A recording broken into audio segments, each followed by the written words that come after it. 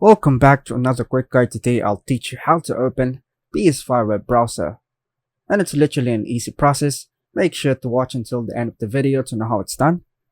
The PlayStation 5 does not have a dedicated web browser like its predecessors, but you can still access the internet using a workaround. Here's how you can open the web browser on your PS5. Firstly, press the PS button on your controller to open the control center. Click the X button on your controller to select Game Base. Choose a friend to chat with or create a new group. Then, go to the chat section. In the chat window, type in URL, such as www.youtube.com. Nothing else, it's just that.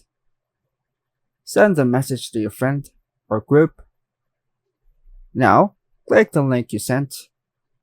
This will open the web page within the chat window. Now, click on the sign in the top right. Then go to Privacy. Click on the 6 dots. Then choose Google Search. You cannot browse the internet using this method.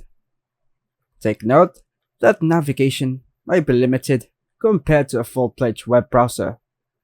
While this method allows you to access web pages, it is not as user-friendly or feature-rich as a dedicated web browser.